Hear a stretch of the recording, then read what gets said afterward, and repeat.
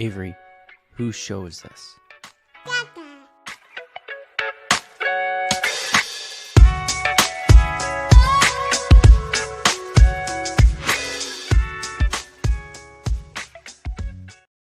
And we're live. Welcome, everybody, to your favorite day of the week. This is The Hook. I'm Anthony Irwin, joined as always on these every other Friday by Pete Zayas. You know him of Laker Film Room. You know him of our shows here. You know him of all kinds of stuff. And Pete, as you can hear from my voice, you're going to be doing the lifting today. You've carried me many times. I'm happy to help. So today on the show, Pete, you and Darius, I think it was a couple weeks back now, right? Had a conversation on your guys' show about the way that the Lakers are covered and some of the critiques, some of what can be added, some of what can be subtracted, how the league is covered by its league partners, I think was a big part of that conversation as well. And I had some thoughts on it, and seeing as I was joking with Harrison, this was like the weirdest, I think, summer of my career. In that, like, I think I'm starting to kind of get the reporting thing down. I missed on a couple things here and there, but I think I'm starting to kind of get it. But I also wanted to make sure that I got it without having to lean fully into the bottom bullet that you see down there, that access journalism stuff. And kind of wanted to talk a little bit about that experience, build on your guys' conversation and all that stuff. So before we really kind of dive into our conversation, I kind of figured you could kick us off with a bit of a rundown from your conversation with Darius on the matter. Yeah, I think the main thing that I'd want to take away from that is that this is very much there are environmental factors involved in this, where this isn't somebody's fault. This is not like the whole environment has changed in that to a point where everybody who's bringing you information is first and foremost a content creator. One of the points that I made on that pod is that I've been on just about every level imaginable, from the blog end, from the team end, from working for conventional kind of established media to less conventional, doing my own thing. And at no point in all of that have I ever had a conversation in like, hey, what are we going to do today? What are we going to work on? That was built on a, like, hey, we really have to tell the truth, and we have a responsibility to people to do our best. Like, that's implied to varying degrees, of course, but everybody's trying to get clicks. Everybody's trying to get eyeballs and just pay their bills. And so I think that there is a implicit, and understandably so, and this is, I always talk about like the contract that we have with the fans, that we have an obligation to sort of tell them the truth, but that isn't like an actual thing, that exists on paper for a lot of people, that everybody's just trying to keep the lights on in a lot of ways, in a world that changed a lot, right? When ESPN started in 78, 79, something like that, totally different media environment, that everybody's sort of, everything that we're going to talk about is a function of the changes that have happened over the course of those years. You know what I mean? And so, yeah, that's the main takeaway, is that this isn't like a individual person's fault or anything like that. It's just sort of us navigating uncharted territory. No, I think it's an amalgamation of several factors, as it is kind of as it's all kind of like the nth degree worst case scenario. I think in a lot of ways has come about. It kind of reminds me like the relationship between audience and journalists is right now. It feels a lot like the Russell Westbrook season, where like everybody is doing the worst they can possibly do. And the reason I say that, and I kind of wanted to start super macro in this way, is because there's an inherent distrust of journalists right now that I think journalists have earned. And in a lot of ways, there are great journalists out there who are doing great work. I'm not painting with a broad brush here, but when we think about the way that we talk about politics and how angry that conversation has become, it's because of the CNNs, it's because of the Fox Newses, it's because of the MSNBCs, it's because, and then those flames get fanned on social media, where the kind of steady, like, Miriam and I joked about it yesterday. I think the Lakers had a very solid offseason. That's a boring term, right? Mhm. Solid. And if I put, I don't think you'll look around YouTube and find too many headlines of Lakers have solid offseason. They check some boxes. No, it's always got to be in caps, all caps. Lakers own this offseason, or Rob Pelinka, are you at Disneyland? Like, it's not, the way that we have all of these conversations, it always has to be turned up to 11. And I think a lot of times, like, you're absolutely right to call, especially in sports, the people who are doing this content creators. But that training began with politics. And I think, um, we can't have this conversation about the Lakers without talking about that. 100%. And the title of the pod that we did was called Pretty Hate Machine. It speaks to your point that there's a whole system, a whole machine that's created to sort of foster and foment this. It even goes back all the way to yellow journalism in the late 1800s, where you Mhm. had Pulitzer and William Randolph Hearst owned competing newspapers. And the whole idea, this was mainly in New York and then later in San Francisco, where the big salacious headline and then the newsboy on the corner being like, Yeah. extra, read all Yeah. about it, Read right? all about it. Yep. And sort of like fostering that. And you go from being the person that's responsible for telling the story or reporting the story to the person that's making the news, right? And you see that more and more even in NBA content. Stephen A. Smith, you see this all the time of him like, why is everybody getting in fights with the players and coaches that cover the league? It's they're making content, right? Like they're Yeah. making news that, again, yeah, it goes back to the old days of the yellow journalism that led to the Spanish American War in the early 1900s, right? Is Yeah. that Yeah. there was, yeah, we go into all that, but yeah, this stuff matters, and it absolutely has an impact in terms of the discourse we have, but in real life applications to even that point. No, I laugh because, I think that's like the, worst case scenario, right? Of that yellow journalism and stuff like that. And its ramifications.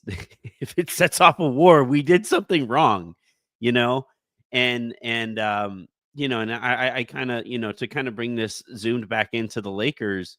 One of the things that Harrison and I have joked about basically for our entire careers, and we've had this conversation too, is that anti-Lakers content is some of the best bets that a content creator can make, right? Because Lakers fans are going to click on it or hate click on it or hate share it because they want to dunk on the point that's being made. And then people who root against the Lakers are going to click on it because they like watching the Lakers get shit on. And I think Kobe is kind of the lightning rod of this, even after his death somehow. I was kind of waiting after he died. I was kind of waiting to see like how long it would take for that conversation to kick back up again, because after he died, there was a lot of eulogizing and there was a lot of this and the people who hated Kobe, they just kind of like kicked back because they knew that they didn't want that kind of trend, that kind of traction. But now I think we're far enough removed from it that we're right back in it, right? Tracy McGrady saying that he would have won as many championships as Kobe did with Shaq, and Shaq even, Shame on Shaq for that. McGrady, that's I was fine. so Come fucking on, pissed. dog. Yeah, I was so angry. But so like, but I guess my point on it is that like, if we're talking about, and I saw the first comment here is a funny one, right? The concrete table here writing, I'm sorry, but the sob story about Lakers not receiving positive coverage is lame. Every fan base thinks about this about major media. I've been in this long enough to know the equations, man. I've been in this long enough to understand about SEO and stuff like that. And like it is a traffic, because that's what it all comes down to, right? And I saw it was a topic on Blue Sky the other day, how SB Nation is trying to kind of launch their own Twitter, and that those links which have been suffocated on Twitter, they're trying to bring that back to what Twitter kind of used to be, which is an effort that Blue Sky has made. So I thought it was kind of ironic. I was reading about it on Blue Sky, which in and of itself was a relaunch of Twitter because of the shit pile that has become. It's just like the part of with the Lakers specifically that kind of drives me insane is there is no tacit agreement to it, right? There is no wink to the audience of because like that's the part like since I've been doing this, I make it up front. Kobe's behind me. My the colors on this show are all purple and gold. It's called the Lakers Lounge. It's a fan, when I wrote for Silver Screen and Roll, I wrote for a fan site, right? And I offered up my biases right off the top. I wish that we would get those same biases acknowledged right off the top by some of these companies that traffic in the way that they do. Absolutely. That's one of the things. It was always, I'm Laker film room. Where I'm coming from. I'm a Laker fan, right? I'm going to try to do my best, but that's certainly going to be my perspective. That exists the opposite way too, but you're never going to get that sort of. That's actually why I bring up Bill Simmons sometimes, and like he's upfront about who he is at the very least. He hates the I Lakers. respect I it. hate them too. I can work with that. You know what I mean? And then with respect to the comment with. Yes, every team, of course, every fan base feels a little bit aggrieved that, they're not. Yeah. But the Lakers, positive, negative, otherwise, the Lakers are covered more than any other team because of what you're talking about with the SEO and with the actual clicks it's really the Lakers and the Warriors, and then there's a massive gap for the third team in terms of if I hear another engagement. Jonathan Kuminga may or may not take a $30 million, like, I swear, dude. But those get produced because they get clicks, right? And so it's something that just across the board, positive, negative, neutral, whatever, there's a lot of incentive to create Lakers content. And if that's the case, you're going to have incentive to sort of fudge the facts a little bit or blur lines and do all of that in ways that other teams, they're just not going to create that content for the Wizards or for, really most of the league. They're not going to cover the team in the same way. Yeah. You don't find too many senior Charlotte Hornets reporters out there, like There's no they're insider. There's no senior Clutch Points insider for the Hornets. I don't think we at Clutch Points employ a Hornets specific reporter, or like insider, and it's been like this has been now I would say the second summer, but this has been the first full summer where things that I say, things that I write get aggregated, and it's been an experience. And it's funny. One of the things that you and I talked about, because I was listening to that pod and I was kind of texting you while I was listening to it. And one of the things that we've kind of talked about is how, look, I get paid by the post, and there are months where you get to the end of the month and you're like, man, I don't want this month to be kind of light, And I do not make up shit. I am not. Now, do I try to find angles to write an article and to make an article interesting? Yeah, that's my fucking job. Like that's what I'm here to do. But I don't and the example that came to mind while you and Darius were talking as it pertains to aggregation was I wrote an article, Pete, talking about how LeBron's coming back and how I think he's actually gonna re-sign after this season, and he's probably gonna retire a Laker. That's what the Lakers have indicated to me all summer is that where's he going to go? And the one thing that got pulled out of that article and got fucking went on FS1 or whatever, Fox, whatever it was report LeBron James frustrated the last few years. We've all been frustrated. Right. Who hasn't been frustrated watching this team the last few years? That we just watched Jackson Hayes start a playoff game. Like the playoff games, plural. So, it was, and I think, I thought it was kind of a perfect opportunity to talk about the various levels and how we arrive at that place. And I also thought recently was a super interesting situation here where I had Daryl Morey on the record clarifying what he said about the bubble title. I didn't see a retraction or any kind of rephrasing from the Athletic. Like that didn't happen. They doubled down on it. They re-released that article and said, like, can you believe what Daryl Morey said? And also, like, while I have Daryl on the record there, instinct isn't to be like, oh, okay, yeah, that makes a little bit more sense. It was, nah, fuck you. You talk to Daryl, get out of here. Which Mhm. I totally understand.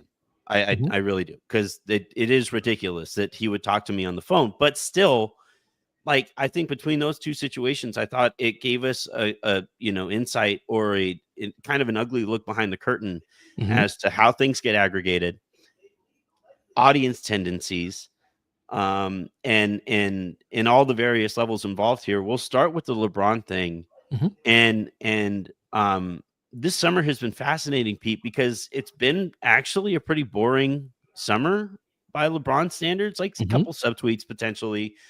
He's trying to learn how to golf. I totally understand that, and those frustrations. But, like, overall, there was the even at Luka's re-signing thing, or Mhm. extension thing, his press conference there, LeBron's not there. Mhm. LeBron Austin's also not there. He's in China right now. We'll ignore that part. But LeBron's not there. What does that mean?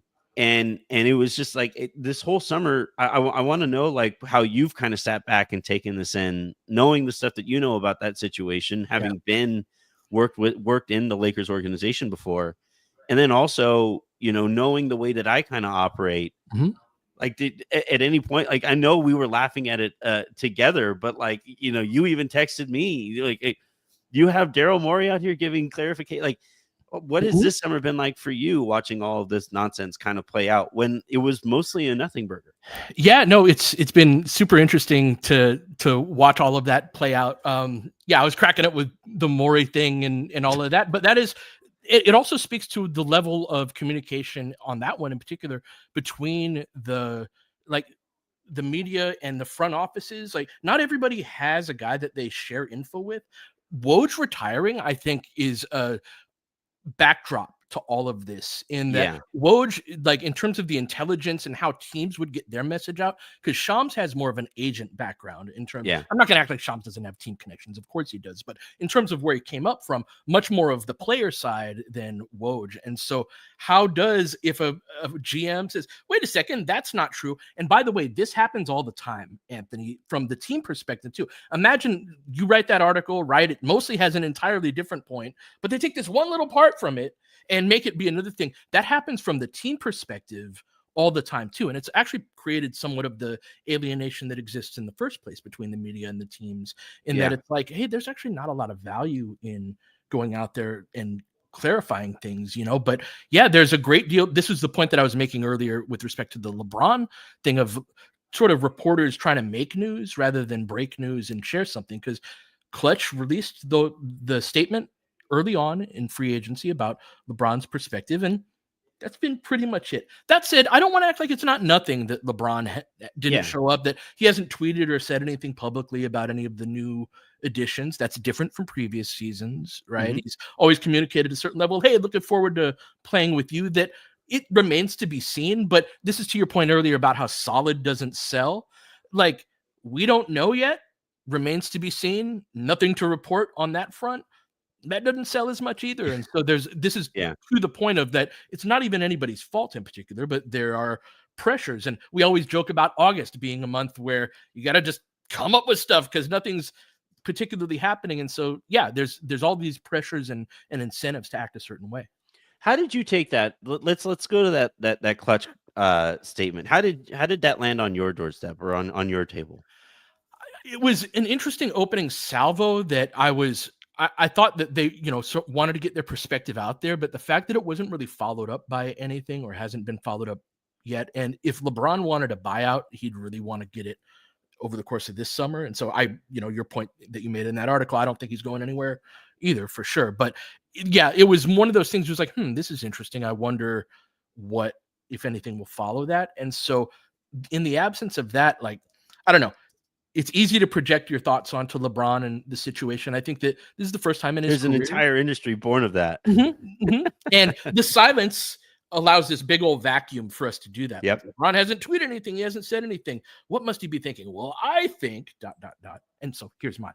It's He's Yeah. lost power for the first time in his career, in his life, Yep. really.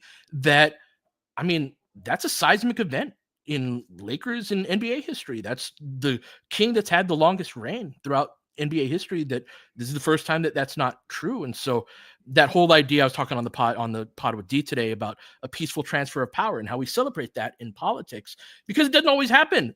Transfers of power can Yeah. be very messy. This could be a lot worse than it is. And so that is sort of where my head's at on that statement, and just the whole LeBron situation, is that it's not nothing. There are parts that are still left to play out, but all in all, like, the fact that there's been that silence has allowed a vacuum that has caused a lot of like media people to try to fill it. My approach with LeBron is always one, to laugh at it.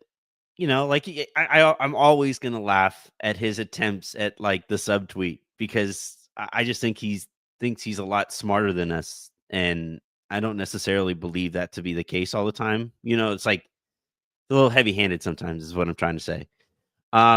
But two, the way that I think the smartest way to kind of handle LeBron stuff is to think it might be a thing, or to feel however you're going to feel about it, but to keep track of those things, because they may not matter until they do. And I've kind of thought, like, I I would kind of take what you just said a second ago a step further, in that not only did LeBron lose power within his own organization, he lost it around the league.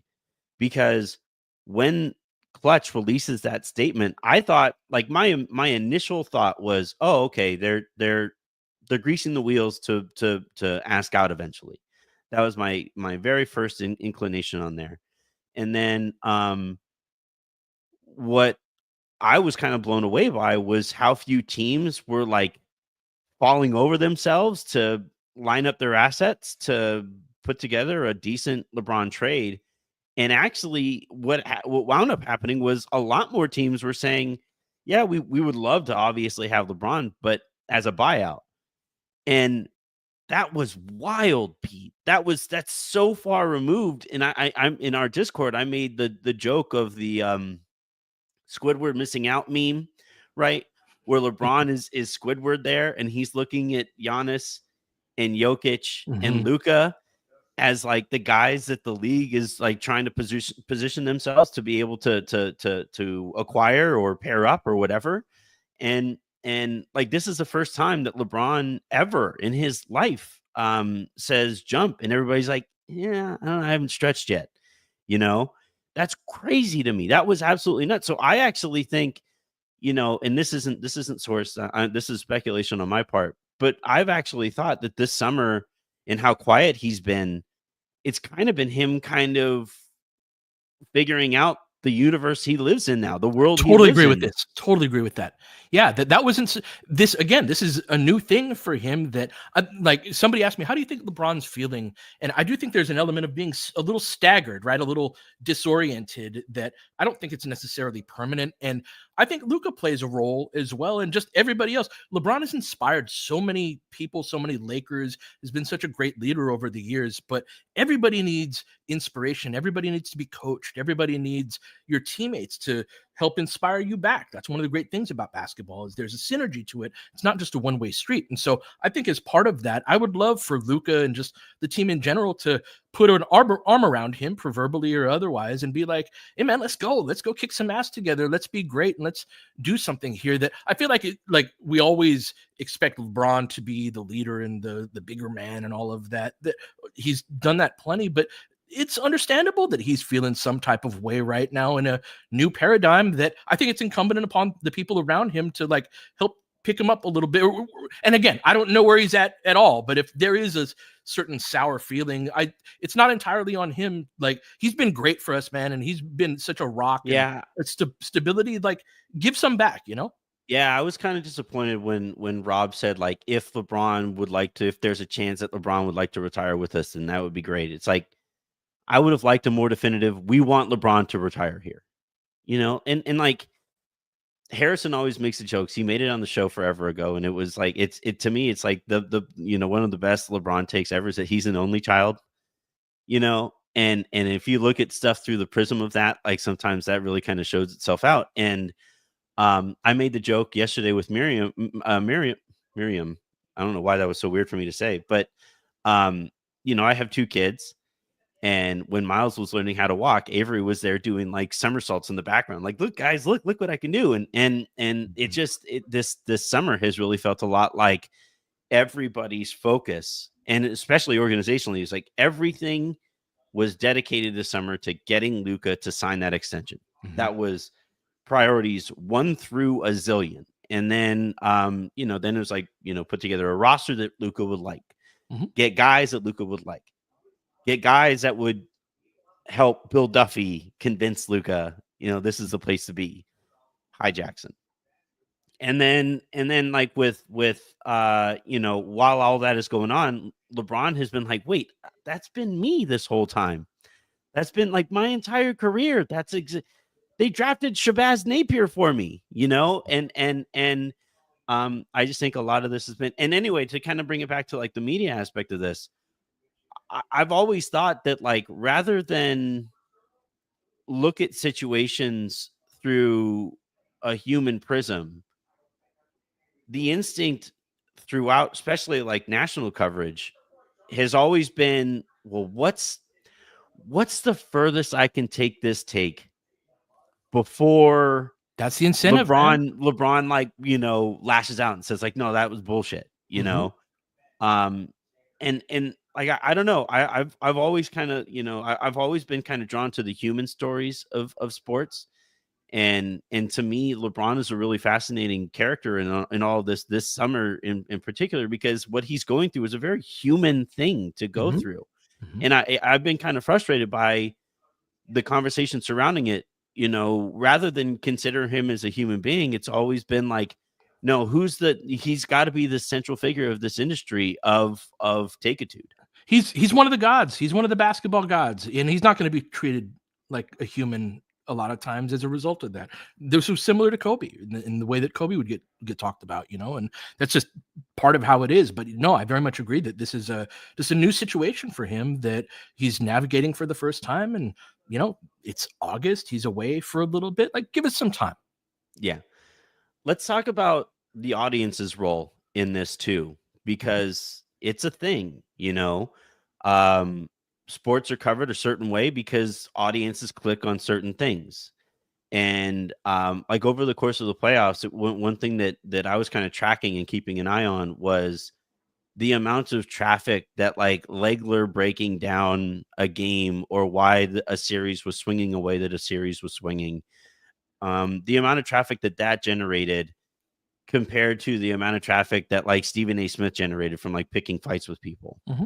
And not just from like the statistical aspect of that, but also the amount of effort ESPN put into getting that content out there, where ESPN was like, every single time Stephen A. Smith burped, it was a tweet, and it was it's this whole thing there. And it's a, look, it's a return on investment thing. He's their highest paid employee.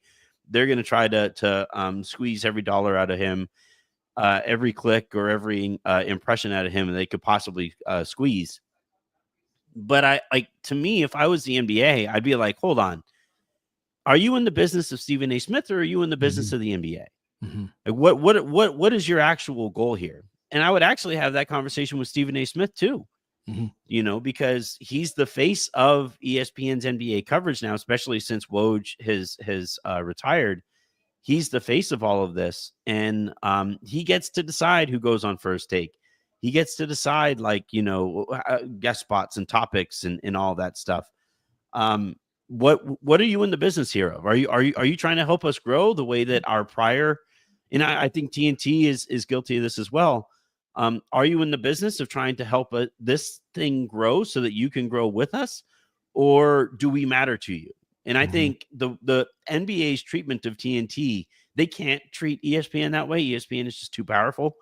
But their treatment of TNT today was, or not today, but this year in those negotiations, that's the way that you treat a partner that you're pretty fed up with.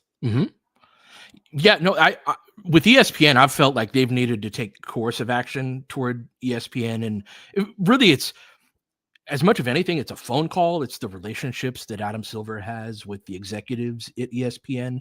But they're that way for a reason. There's a reason why Stephen A. Smith is in everything. They do the same thing with Pat McAfee now as well. Yeah. Right? They're both in everything because they know that those two can reliably generate views and content that people will watch for better or for worse. So I actually posed the question to you, Anthony, of like, what is the audience? The heart wants what it wants. This isn't going to change, like in terms of what people want to watch and all of that. So what is the way out of this, and what is the fan responsibility, if any, in all of this?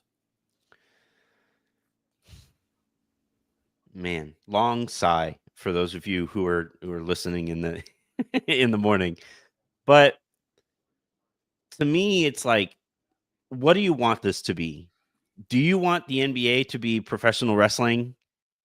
Because if so, then like Stephen A. Smith, that's your lane, right? That's the way that you want this covered. You want that, do you want to be informed by the coverage? Do you want to learn about the sport? Do you want to see like, kind of the ins and outs of this? Then I think you kind of have a responsibility to try to share as much of Legler stuff. I'm talking strictly ESPN here. Not like, your show, not Nikias and Steve. Like, I'm talking just strictly at ESPN, what an audience has to do here. If you want the the shows or the NBA to be covered a certain way, I do think you have to be an active participant in it. I think you have to try to ignore Stephen. You can mute certain words and terms and stuff like that. You can mute Stephen A. Smith if you wanted to. You can. I've had like basically every new player pod that has come out. I've muted because they now know the the way to get aggregated, right? Is to say the ridiculous thing and let people respond to it. And there's a literal Sopan Deb wrote about this, how there's a literal school that these former players are going to where they're learning how to operate in this media cycle. And it's really depressing that exists. But two, it's like, all right, well, how do we get like, how do we find the off ramp here? And I think it starts by just, doing whatever you possibly can to make sure that stuff that you don't like doesn't traffic and the stuff that you do like does. And I think I actually, this is something that maybe you and I share a responsibility with too. Oh yeah. Where we have bigger accounts. I can hype up Legler stuff if I like Legler stuff.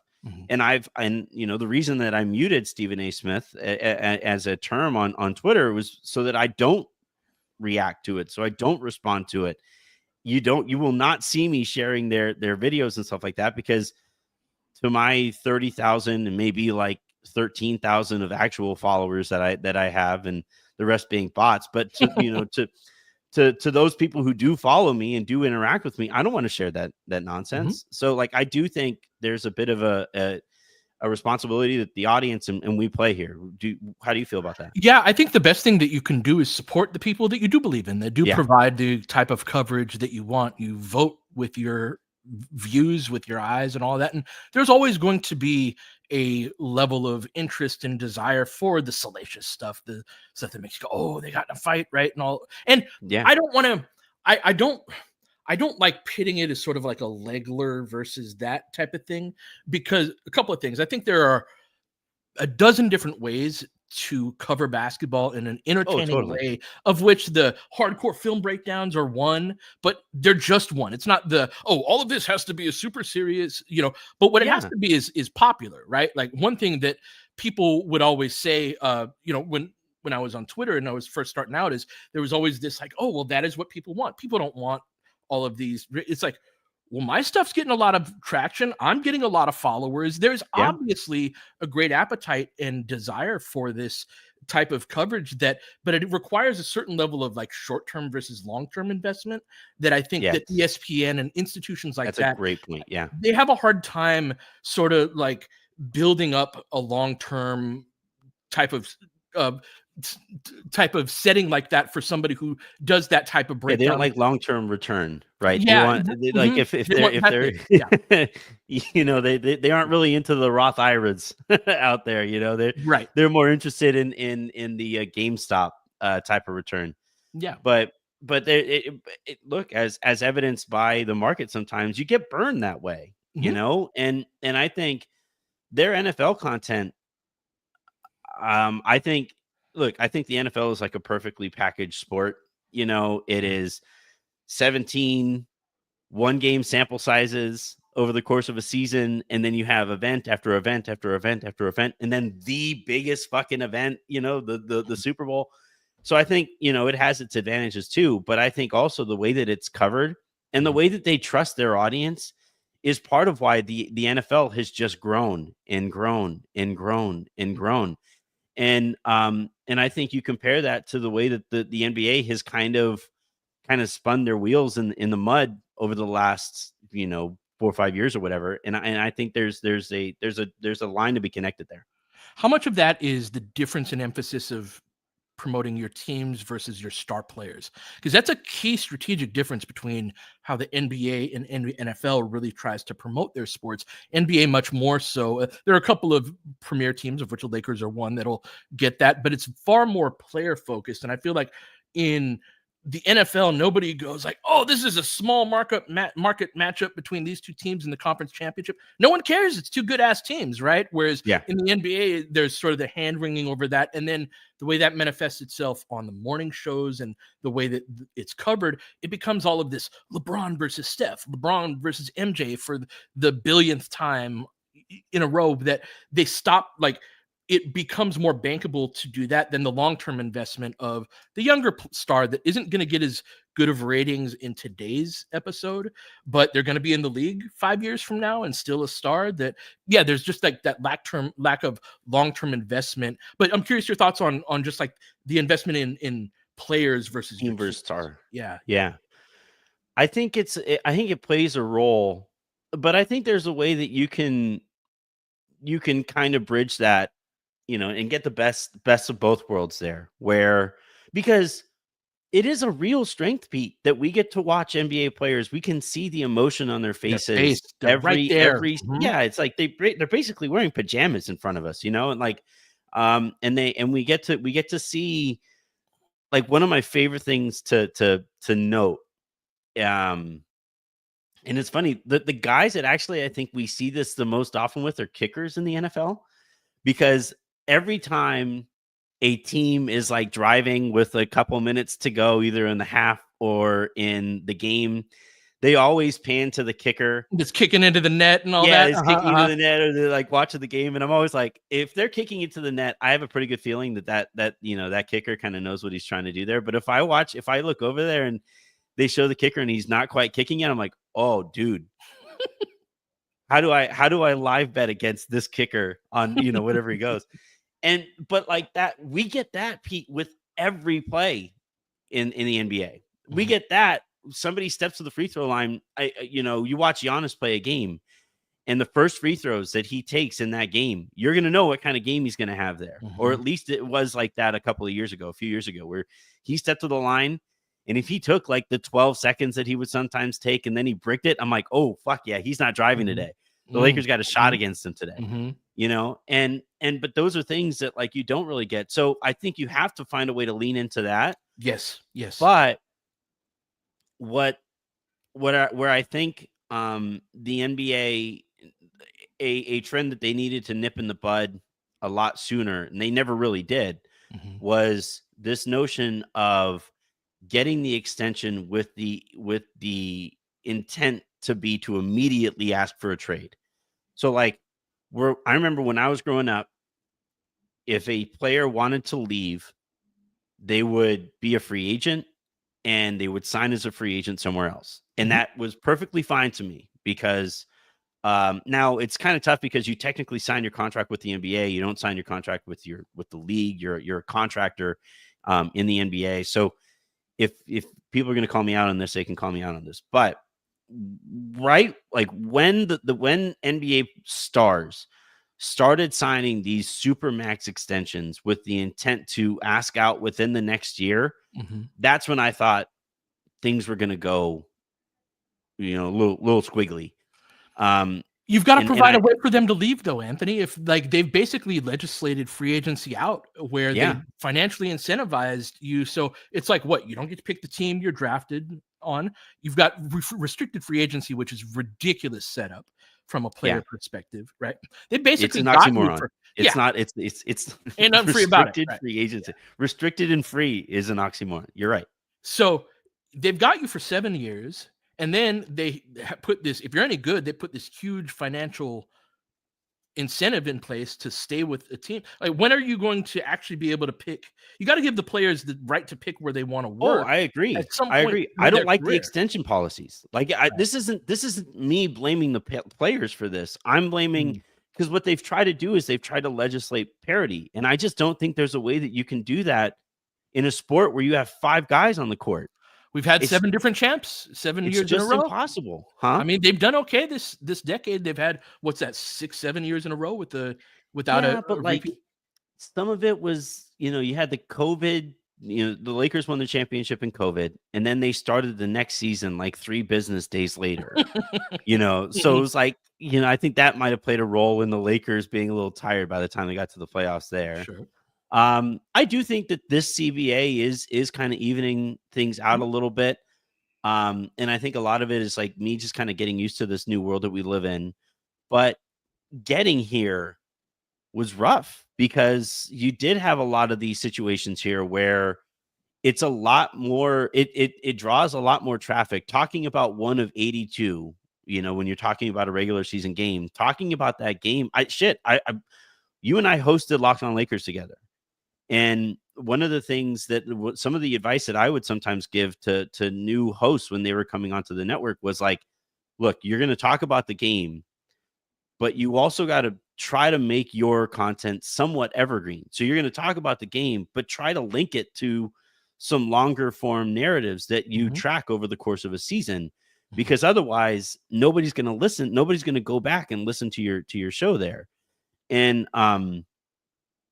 so like what essentially has happened is as ESPN has kind of learned, and as blog sites and as our shows and stuff like that have kind of learned is, well, it's a lot easier to talk about how this game impacts so and so's trade standing than it is to talk about that game. And I'm guilty of it too. So I'm not on a really, really high horse here. I don't think a horse wants to carry me on its back. But like if it comes down to what is easiest to talk about, that's where things are going to go as well. So I think you combine the way that the player empowerment era, like the movement that came about during the player empowerment. I'm not blaming the player empowerment era. I'm saying that the way that player movement happened through this player empowerment era, you combine that with everybody taking the easiest way out in terms of trying to get themselves the most clicks, and you arrive here at a place where, nobody really talks about the basketball anymore. And it's been really interesting to see the success of your show, Caitlin Cooper's. That's the thing is, Nikias, there's a market for this, Anthony. It just takes a little bit more time, but it's not like, oh, we've landed at this spot because there's nobody that wants this. There are actually a ton of people Oh, who there want totally this. are. Although, do you think it would be the same desire for it from a platform like ESPN as there are from like independent, like, because our successes, it's all relative, right? So your show, my show, we can do plenty fine for ourselves with 200,000 downloads a month that we generate for ourselves, right? And the more the better.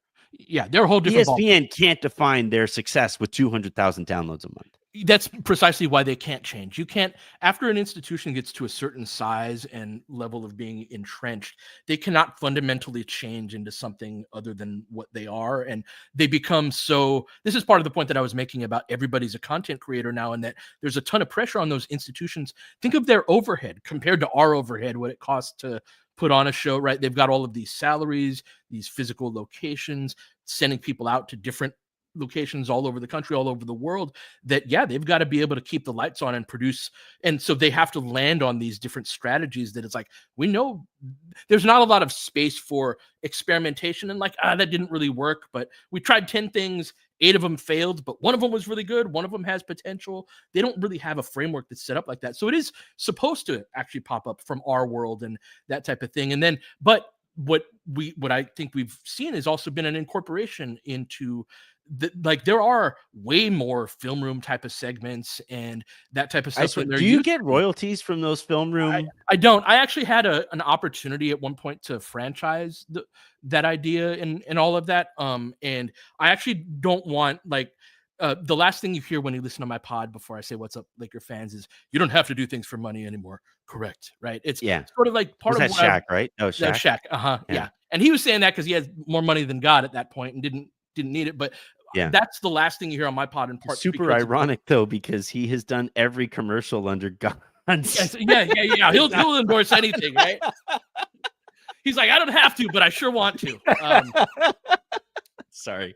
No, and so that's sort of like an ethos that I have, right? Is that there are certain things that it's like there's value outside of financial value, and there's value sort of kicking a hole in the sky and allowing a space for everybody else to pour through. And that was always the argument against the nerds and all that. Like, oh yeah, maybe you and your 5 nerdy basketball friends want to watch this, but nobody else does. But when I started growing my account and started getting real traction on it, other ones started popping up because it was like, oh, this is actually a viable idea. So it's a good point that shows like mine, Nikias, Caitlin, all of that, like that is the proper space for it to rise up rather than an ESPN. And then once it's nice and polished, places like ESPN can sort of copy the idea or apply it to what they do. What's funny though is they could just copy themselves. They have an NFL show that is super nerdy. Mm-hmm. They have Mina on there, and they have Orlovsky, right? Who and Ryan Clark. They don't think people like basketball that way, Anthony. They don't view NBA fans as being like that. I would disagree, but so like but yeah, like this is the thing though that drives me nuts is that like you've had, because they used to have a show really late at night. Gosh, what was it called? It might still be, but it was with the running back who got in trouble because he wrote a whole book that said CTE was a hoax.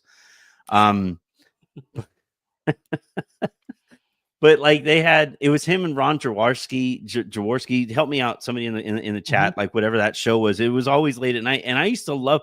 I didn't play football. I can throw a spiral pretty well. My mom didn't let me play football because it was dangerous, and it turns out she was right.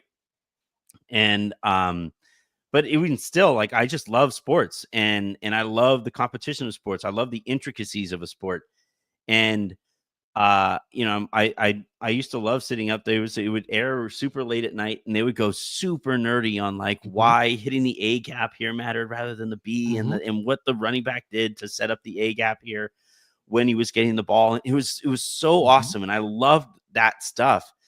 And the thing is, like, we never had that within the NBA, and it's like. I guess I get kind of frustrated because it's a chicken and egg argument where they've killed the chicken. Like we don't know. Like you can't tell me that the audience doesn't like this and then say, well, it doesn't trap. Like it doesn't work that way. It's I could make another analogy here that maybe we'll make on your show eventually, your political show eventually. But it's like you can't like strip this thing down and then say it doesn't work and then use that as an excuse to not want to fund the thing. And that's kind of what we see here with ESPN and TNT. I think is like this too, or Turner was like this too. And Turner got kicked to the curb. They were like, all right, enough of this. And I'm really curious to see. I bet this isn't sourced or anything like this, but I bet they're going to nerd out on Amazon stuff. And I bet they're going to nerd out on NBC stuff. And I think the NBA is going to slowly kind of try to distance itself from ESPN's brand of coverage, which is really too bad because I do truly like, I really like the Hoop Collective pod. I've grown. I'm biased here because I've developed a friendship with Tim and with Bontemps and with Windhorse over the years. I really like Legler's stuff. He does a show with my buddy Adam that I think is really, really good too. And we're going to see, I think he's going to be on their main calls. He's going to be on that team coming up. So we'll see how well he does there. But I don't want to paint all of ESPN a certain way, but it's ironic, Pete, because, Stephen A. Smith, he always talks about how homogenized the NBA has become, and how everything is about the 3-pointer and everything is about this and everything is about analytics and stuff like this. When he's covering the NBA and ESPN is covering the NBA in a very homogenized manner. It's the exact thing that he's criticizing the NBA for becoming. He is that at ESPN. Mm-hmm. That's absolutely. He's on his phone during live action and finals games. I mean, Crazy. like, he's got his whole formula that he likes, but there's a whole, in terms of analyzing a sport, right? Like, there's a whole across all sorts of other sports, really diving into the sport that's been embraced by the main parts of it, that there's still a tension in the NBA. I think of combat sports, right? My nephew is training to be an MMA fighter. And he was here not too long ago, and we were watching a fight, and he's breaking down the technique and on an individual basis that was like, I have no idea what the hell's going on, but it was cool as hell, right? Like, to your point of, you're not an NFL fan, but used to watch the show with Jaws, rest in peace, and the running back that used to really break things down. It's like, I could watch a show about woodworking, right? Like, Yeah. if you're really getting into it, there's something fascinating about how do things work. And there've been a whole bunch of shows across spectrums, that are built on that I do think that there's still more that the people who cover the NBA can really, really get a lot out of that looks the same the way that it does in other sports. Where do you think it goes from here? We'll end on this. Where, like, do you think, because, there's kind of this debate, like in my current position there at Odyssey, I have a glimpse behind the curtain that I haven't had elsewhere in my career, in that, like, I'm kind of seeing, like, some of the trends and what Odyssey, like, which directions Odyssey seems to think things are. I'm not going to say anything that I shouldn't hear, but like, I've gotten to see kind of like what Odyssey is starting to think is going to traffic well, and stuff like that. We have this, I think it's a bubble, but I could be wrong, but we have all of these, like, current players who have their podcasts and stuff like that, and the amount of resources being poured into those.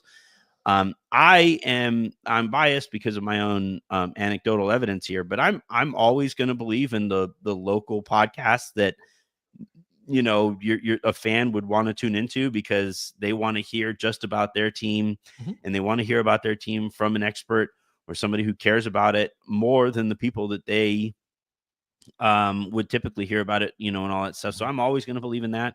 I think that's where things are going, me personally. But where do you think things go from here? No, I think that's very much the right track.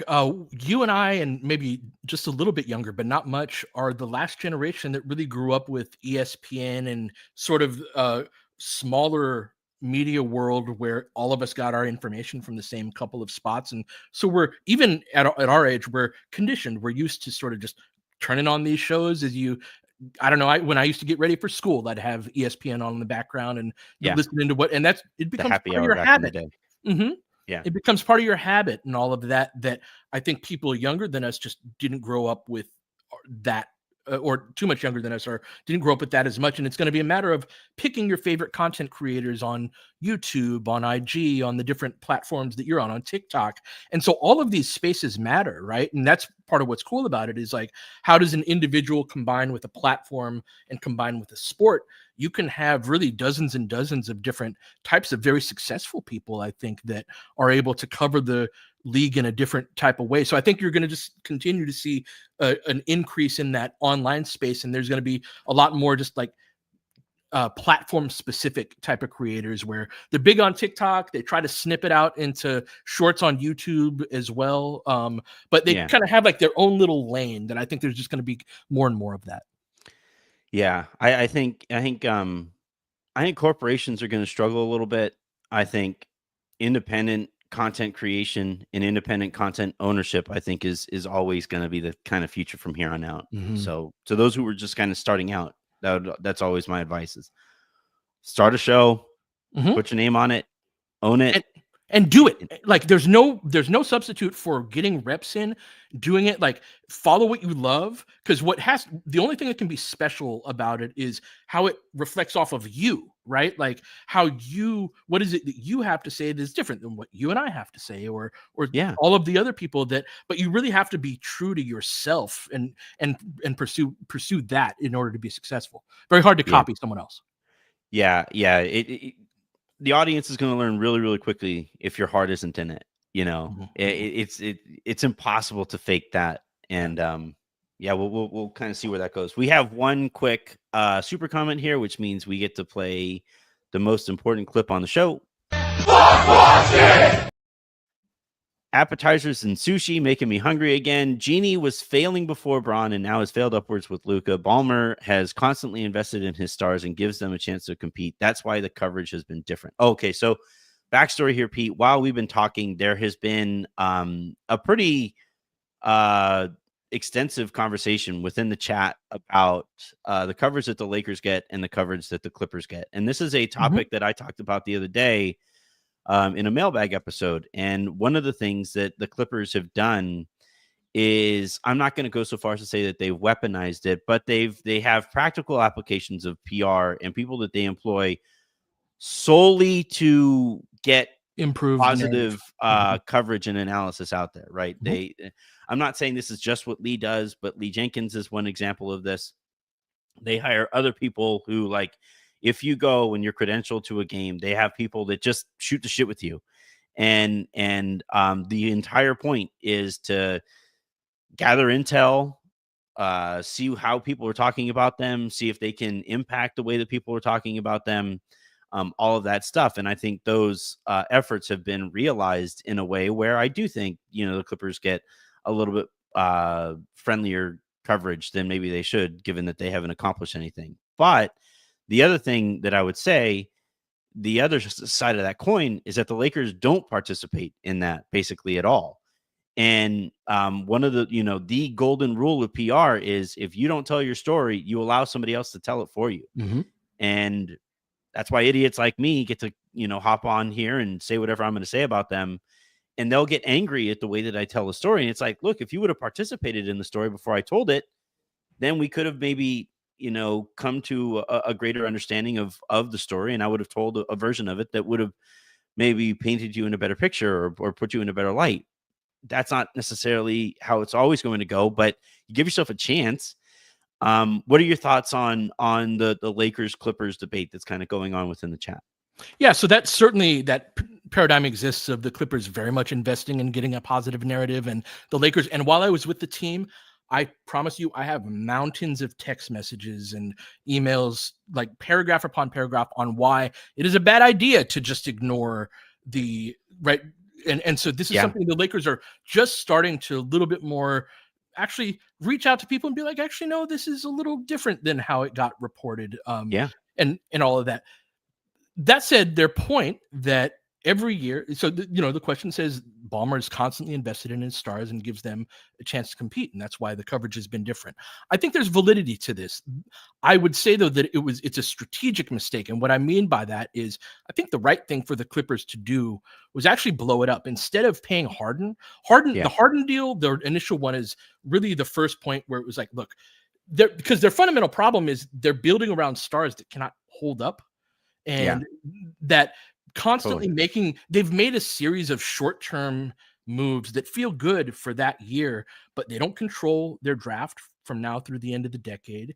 They don't really have a championship ceiling with this year's team. And they're built around the wrong stars in the first place. And so the Lakers, you can look at it this a couple of different ways. What the Lakers would tell you is that their prudence over the last few years has started to pay off. That rather than, it wasn't Lakers aren't going all in because they're cheap or anything like that. It's that they're like, no, we actually want to hold on to some of our assets and look toward the beyond the LeBron era. Now the pushback against that is like, you got LeBron and AD, let's go win a freaking title. But they have been more like, only if the right move is there type of thing. And that they feel that now they're entering an era where they got Luka, they've got clean books. They're in a way better position than the Clippers are going forward.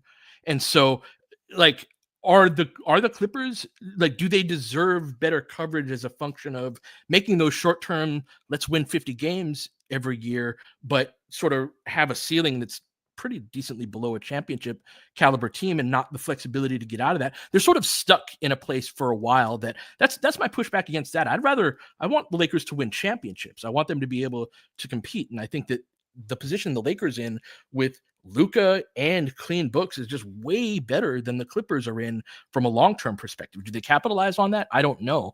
But yeah, that's sort of how I feel like that. I don't envy the Clippers position. Yeah, like you said, once you invest in the wrong stars, it's over. Like once your starting point is Kawhi Leonard at this point in his career, there's nothing you can do. So do they There's deserve criticism for not pivoting? Yeah, I think so. I would say so. Now, like, this is where you get into the business aspect of things, and look, the whole point of him, being owned by a guy like Ballmer is so that you don't have to think about things from strictly a business perspective. But he just opened up that brand new arena, and he didn't want to open it up without a star. Now, he had the wrong star, but it's still a star. Kawhi is a star when he's playing right. He's just never playing right, and then Harden's been a fraud his whole career, so I don't really know what to say there. But like the Harden thing was a talent ad, right? Like you and I talked about Nikola Vucevic the couple weeks ago, and the point being that, like, you are pretty dogmatic about, I want a backup center who can defend. And it's like, yeah, but also this guy is really talented, So with Harden, it's like, I'm pretty dogmatic against wanting to employ a James Harden. But if he was the only star adjacent player that I could get, then do you think of things a little bit differently, So, I think they're in a tough spot. I guess when we talk about like the Luka thing and prudence over the last few years, it's like, it just depends on when they found out they had a chance at getting Luka. If they found out a couple of years ago that they had a chance at it, and they were prudent as a result of hearing about that chance, then okay, I'm willing to hear it. But if you basically, wrote out the last chapter of the LeBron AD era, for the mere chance that maybe you get a Luka, maybe sometime soon, I don't know. They got him, so that's all that really matters. I guess just for the sake of the conversation of like prudence and patience versus I think taking those guys for granted is the other side of the coin, right? Those are the two ends of the spectrum. It sits, the truth, as always, sits somewhere in the middle there. But and again, solid doesn't sell, but the truth sits there somewhere in the middle there. And I have a hard time. I just really liked that combination, the LeBron AD era. I really liked the identity that they played with in the 1920 championship. And I thought that they were capable of recreating that if they had just made a couple of different moves. And they finally got there before the Luka trade. Not saying I wouldn't have made the Luka trade, but we started to see that again. Max was starting and they brought in Dorian, and it's like, all right, this is kind of what I recall. This is what this, those old feelings are coming back again. Yeah. And I wish that they could have gotten there a little bit sooner than they did. They needed to if they were going to win another title with LeBron and AD. But, we all know the story of how they did. Yeah. All right, man. I've taken up too much of your time, as always. But thank you very much for hopping on. Thank you to everybody who have tuned in. This has been a fun one. This has been a super kind of, in the weeds conversation and stuff like that. But I think it's the kind of stuff that people really care about. The chat would indicate that our instincts were right there. But Pete, anything that you want to plug before we get you out of here?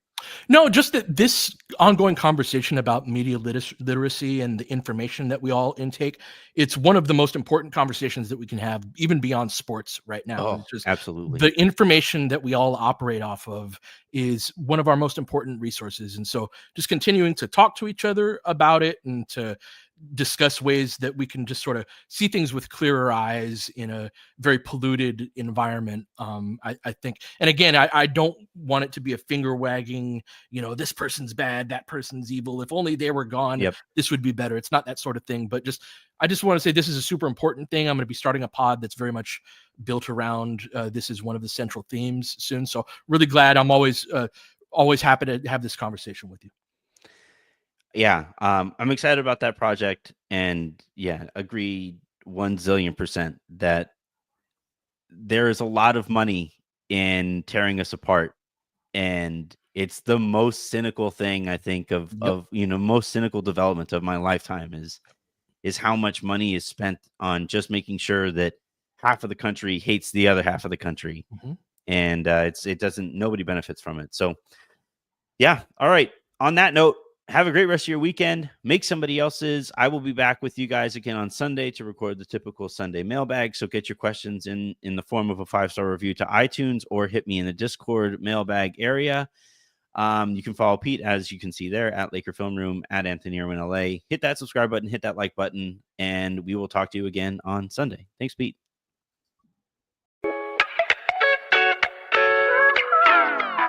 Bye, everyone.